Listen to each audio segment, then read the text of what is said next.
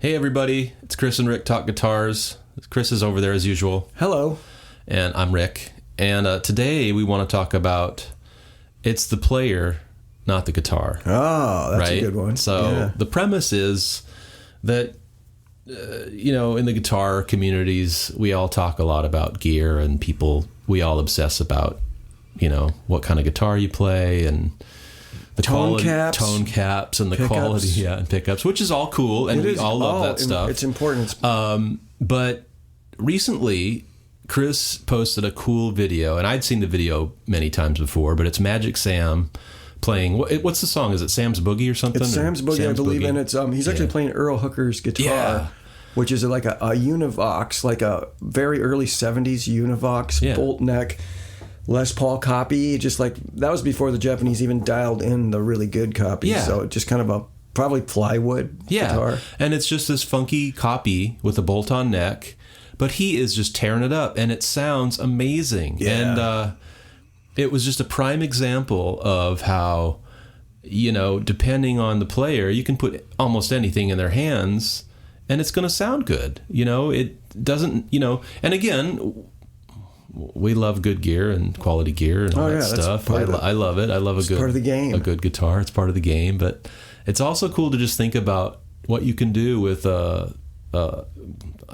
lesser instrument or something. Yeah. And in the hands of the right person, it sounds great. We should post a link to that video of Magic Sam just for reference, because it's watching that video. First of all, Magic Sam is fucking awesome. Yeah. And I mean, he's pure rock and roll. And you watch this particular video too, and you can just see how responsible he was for so much rock and roll that came after. I mean, you just listen to what he's playing and you're like, Jimmy Page, Jeff Beck, all these people. I mean, they were keyed in.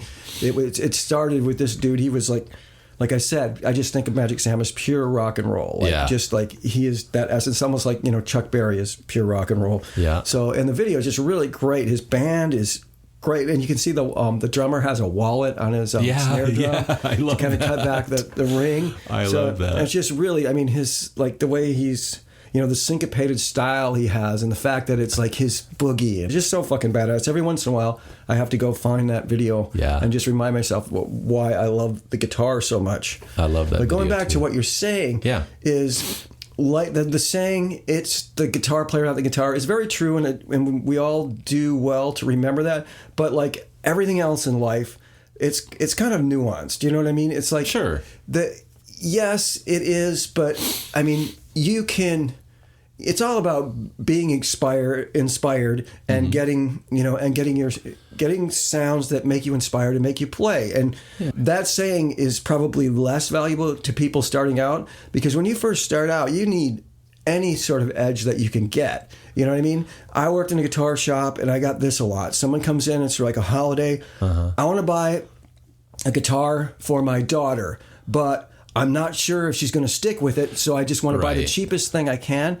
And it's like, I guarantee you she won't stick with it if you buy the cheapest thing you can, because it's going to be a piece of shit. That's true. You need an edge to get, your roots in and like fall in love with the instrument to where you can develop a sound that becomes the player, not the guitar. Yeah. So the player, not the guitar, is way better applied to someone who has developed a style and is able to, I think once you have some sort of style about your playing, then you can get on any guitar you want and you can get that sound out of it. But when you're just kind of like starting out, the gear does matter more, I think. I think you're making a good point. And I think the caveat, to any of these topics we come up with is like, this is not the rule, and it's not, it's not to say that every cheap guitar is going to be playable.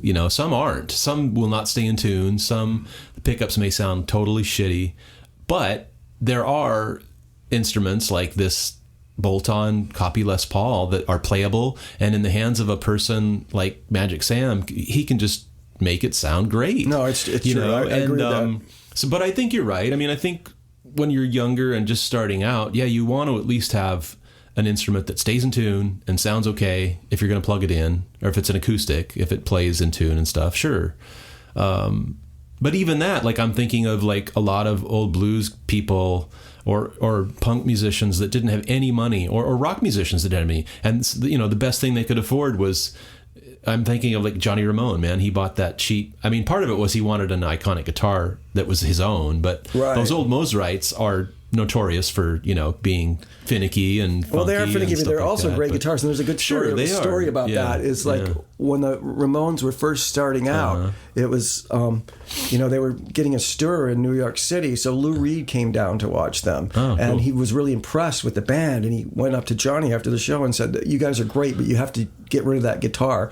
And Johnny Ramone was like, "Fuck you. It's my guitar." Exactly. And he went on to make it like his iconic guitar. And I don't know. I know Mosrites have a lot of fans, and I'm one of them. I haven't played a whole lot of them. But you're right. It's not a Stratocaster. No. It's not a Les Paul. It's like, it's got its own quirks. Remember in the movie, It Might Get Loud? Yeah. There's that scene where The Edge and Page and Jack White are sitting around and they're talking about guitars. And Jack White says, "I like a guitar that has like a twisted neck and it's really hard to play." And I just like the reaction of the other guys looking at him like, "What the fuck are you talking about?" Right. Like, you stupid kid. Yeah. But no, there's so much truth to that. And yes, there's like very talented people who have been able to overcome really crappy guitars and get great sounds out of it because they just have the drive. But for your average person, I'm saying like, and I'm not talking about you need a Les Paul custom to start out with. I think we're more talking about obsessing over the gear. This is another situation that I have experience with where I worked in a guitar shop and there's somebody come in, real nice guy, has, is very well-to-do, doesn't have, has a lot of dough, right? Right. So he comes in and he picks out a classic Telecaster, like a 60s Telecaster or something. Yeah. "This is it, I want this." And he takes it, he buys it. He comes back later and he says, "No, this isn't working for me." So he gets like a Les Paul Jr. or something like that. And he comes back and forth. And at some point you got to stop him and you got to say, "You know what? It's not the guitar." Yeah, if it's not working for you, it's like pick any one of those guitars and just spend some time with it. Exactly. And like just, learn the guitar and it's going to work for you. People talk about tone and where it comes from. And, one of the things I heard a lot is that it comes from your fingers and your hands. It comes from the player. And I think a lot of that is true. And this kind of ties into what we're talking about, like Magic Sam on that Les Paul copy. He is just like, his fingers and him and how he's playing that instrument makes it sound so cool. And that's what I am totally fascinated by in terms of the individuality of players and also just applying it to like giving somebody any guitar to play and being able to make something happen on that thing or instrument by that, any instrument really. And like Johnny Ramone is a great example. What other examples can you come up with of? Well, an example like a broad example of that sentiment that I experienced personally was back in the 80s when I was in kind of playing in a band with some friends. It was kind of like a punk rock, like, just a shitty punk rock band, having a lot of fun. And we had the opportunity to open for the Mekons in 1988 or 89 in Ann Arbor, Michigan. And it was very exciting for us because we were just, like I said, just a little local punk rock pop band. And at the time, I had shitty equipment, like held together with duct tape and a crappy Stratocaster, and our drum kit was falling apart. And we got this show. It was this great opportunity. One of the catches was that to play the show, the Mekons were touring. They came over on a plane. They're on a shoestring. They have no gear. So we can open for them, but they have to use our gear. So we're like, absolutely, that's great. Awesome. I'll play with the fucking Mekons. That's cool. So up to this point, I'm kind of working under the idea that, our band would sound so much better if we had better gear, but we're going to make it work because we're just punk rock. Right. We got up there and played our set. It was fine. The Mekons got up there and they sounded fucking amazing. And our shitty ass gear, it was like night and day. It's like there's no way that our shitty gear that I'm always complaining about and like fantasizing about upgrading is holding me back. No, it how was cool not. Is that to see, right? An experience. It was like the one thing I took away from that was like, you know what, time to fucking get your shit together and play better because you can do that on that shit that you have. So that's a great point, man, and that's a cool experience to relate is just seeing other people play. Having one set of gear and then two separate bands play that gear, and it's like, wow, okay. Or just like letting someone sit in on your instrument, or like or seeing somebody like watching a band and someone's going to come sit in here. They're going to take this guy's guitar and go up there and look, and it's like everything changed. Right. It sounds like a different band because Well, and it reminds me of this story. This buddy of mine, he's a gearhead too.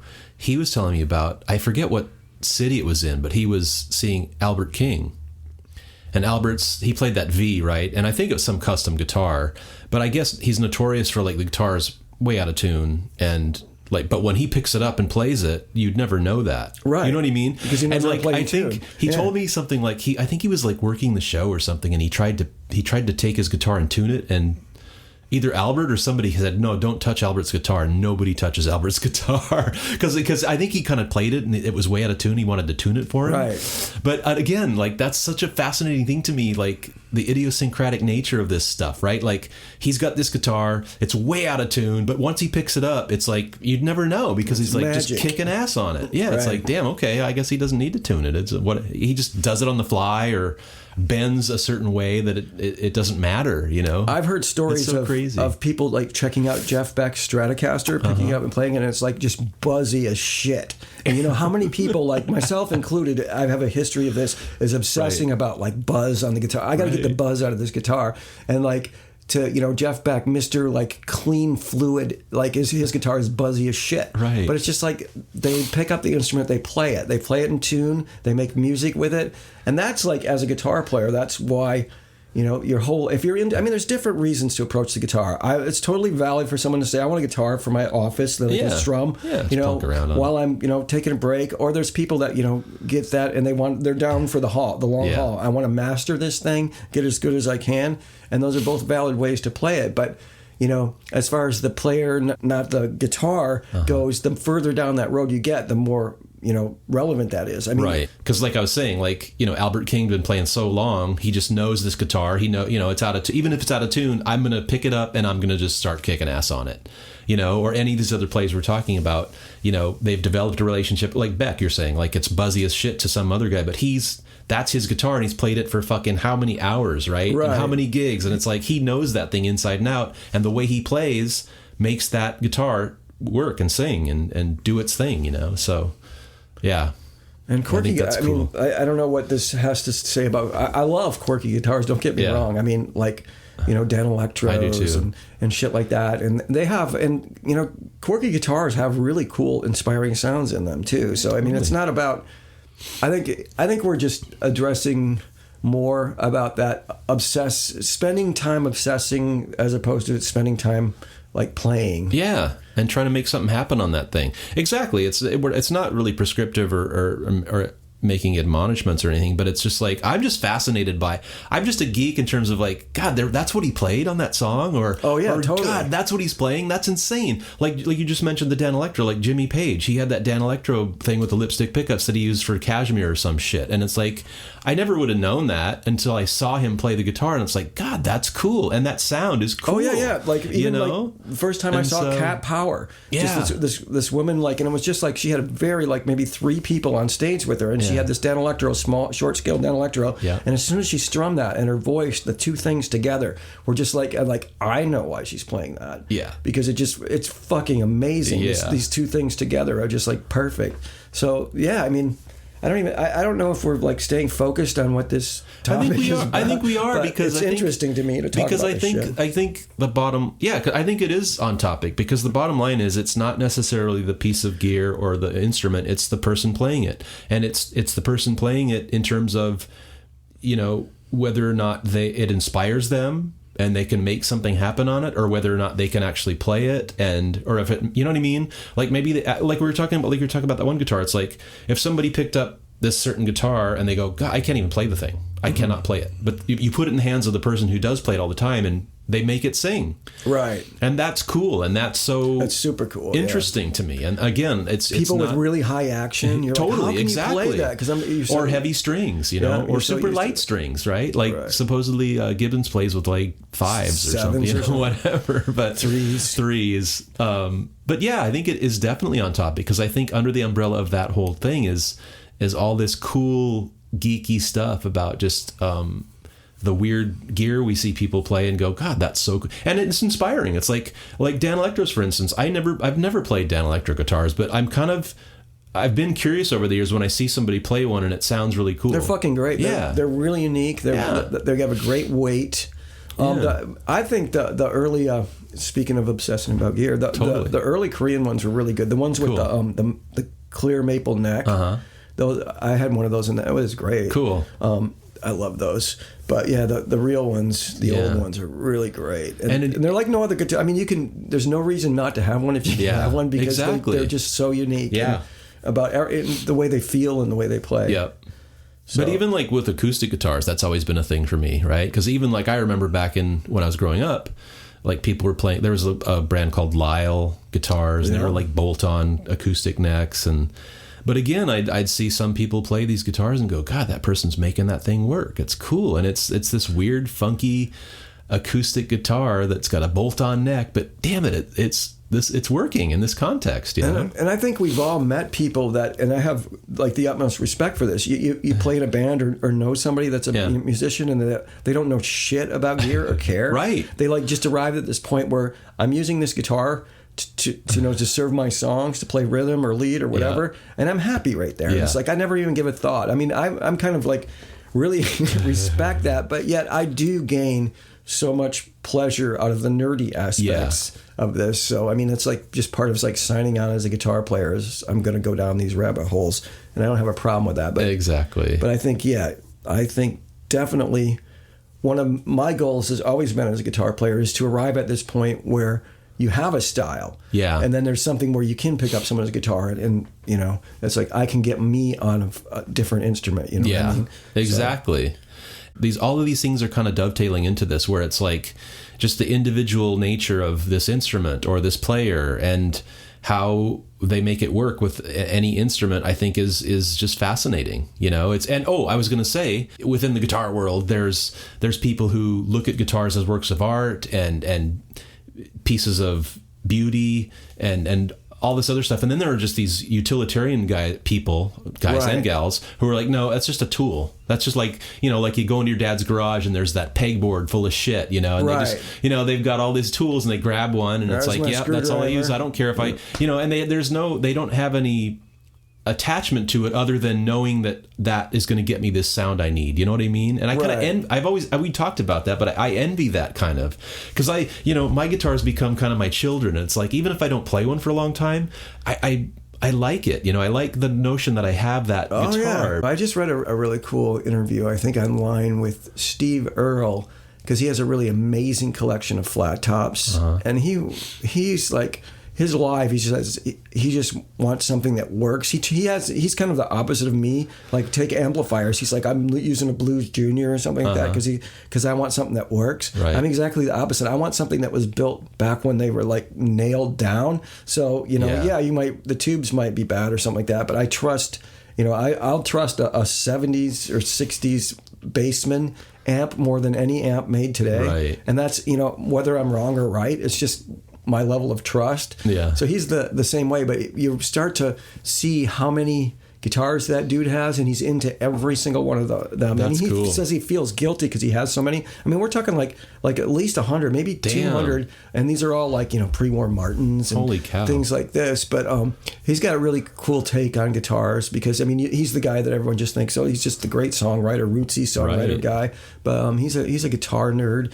And I loved hearing his take. But I thought it was interesting that, you know, there's different ways to approach something. Someone's like, I want something new on stage because I want something that's not going to break. Yep. And there's other people, it's like, I want something that was built when it was built not to break. Yeah. Because my personal experience, what works for me is I have more things break that are made from, you know, the last 10 years than the older stuff. I mean, you got to maintain it, but... Sure. But that was a giant sidestep. That's okay. Well, so is Steve Earle kind of a player that looks at his guitars as children, or is he more of a utilitarian, or is he kind of straddling the line? He's a little bit of both, which is cool. Maybe think of that, because definitely as children, when you listen to him talk, I'll send you the link to I'd love his to see article because it's great. When you hear him talk about his guitars, they're definitely very much like children, but at the same time, they're like tools to him. When he plays, he takes his music on the road. He wants a screwdriver or a hammer out there that's going to just work for him. He wants it to sound good, but I mean, he's kind of like a little bit of both. Yeah.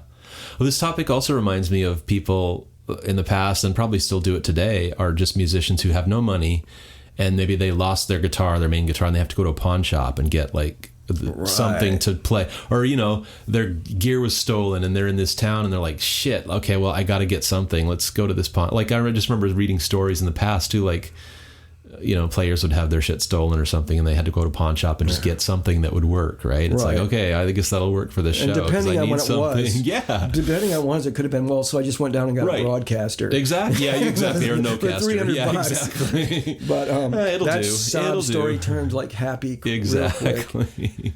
But I just dig that. I think that really fascinates me is if I go see a live show, or if I see a video, or just see some player playing some piece of gear that just is, or pedals, right, that look like ancient or like cheap, but they're making a crazy cool sounds with that stuff, and it's all good. And so I think just as long as you are inspired, and as long as you can find a way to make something work, that's just another thing to think about, right? Is to think about gear not just as like, oh, I covet this, whatever it is I covet, but giving other pieces of gear a try, or a thought that you might not otherwise try, right? Because you and I have been inspired by seeing videos of players going, God, that's crazy. That guitar should not sound like that, but sure enough, it does. I don't understand, and I think it's just where we've arrived as or a culture of guitar players is you hear this a lot, which I never used to hear back when I first started, is like, I can't play that, the neck is too skinny, or the neck is too big, or the neck is I mean, I've always been, and I still am, a fan of having, if I have more than one guitar, I don't want 5 guitars that are exactly the same. Yeah. It's like a thicker neck on some things can be like something you grab at one time and you get something else out of it. Yeah. But now I see a lot where people are like, they have one neck style that they go after, and they want all their guitars to have that profile. And I don't know, I don't understand that. I mean, I like to mix it up. If I have multiple, I had one guitar forever. I mean, for years and years and years. Right. And, now that I have more than one, I love that the necks are totally different. Yeah. Because it's like, what am I looking for, or what am I going to get from this when I pick it up? I'm the same way. But I can understand, like, if somebody wants this consistency or something for them, that's their deal. But I'm the same way. I've got small hands, so I definitely, every time I pick up my Strat or Tele, it's like, oh yeah, these feel great, because the profile that is on these guitars fits my hand really well. But I'm the same way. I'm like you, because I do have some other guitars that are thicker necks and stuff like that, and it's kind of fun, because it just makes me, it kind of wakes me up a little bit, right? It's like, oh yeah, I remember this thing. It's got a little fatter neck, and it's a little wider, and it just makes me, and again, it makes us play differently and stuff like that, which I think is kind of cool.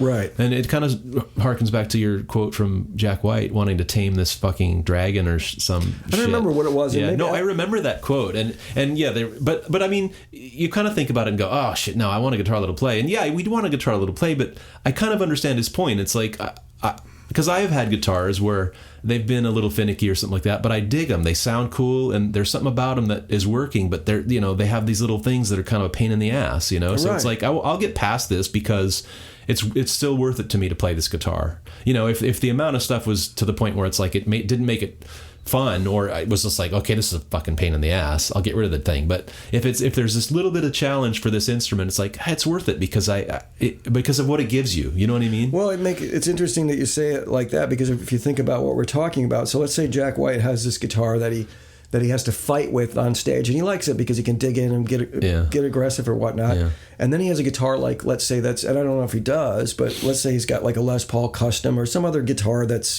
just like classic, like low action, generally. So we're talking about, it's not the player, or it's the player, not the guitar. So he has to sound like Jack White on this instrument, and he has to sound like Jack White on this instrument, which play completely different. Yeah. So that's interesting that, I mean, and it's like you said, it's challenging. So in order for me to get my Jack White sounds on this guitar, you don't go for guitars like that are easy to play, or you just play differently when you pick one up.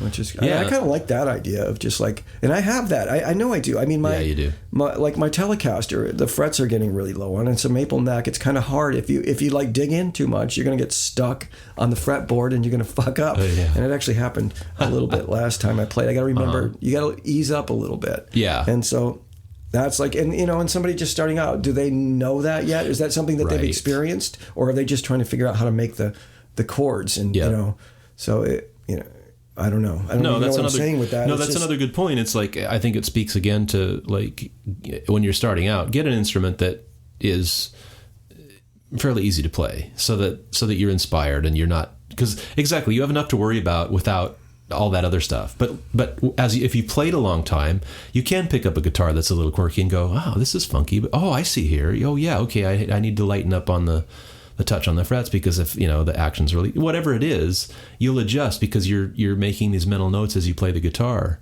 But as a novice, you're like, this is, you haven't played enough to know right about and like that stuff. If you happen to have a guitar that has really tall frets, and if you have monster hands, like where you squeeze down on it too hard, that guitar is going to go out of tune. You're not going to be able to play that one in tune like you will like a vintage Fender fretted guitar. You have to approach each guitar differently, so it helps knowing what you want to get before going in, I guess. This is a wide topic, and I think we're getting lost within it in some places, but we're finding new areas. I don't think it's so much getting lost as just discovering kind of these tangential. What the fuck we're talking about? What are we talking about? What the fuck are we talking? No, I don't think so at all, Chris. I think it's an umbrella topic, and underneath it are these cool things we've discovered and kind of tangential to what we're talking about. But no, I don't think we've gone off topic at all. It's not necessarily the gear, it's the player, and I think tone. I am a believer in that the tone is really in your hands and fingers. Obviously, the gear matters.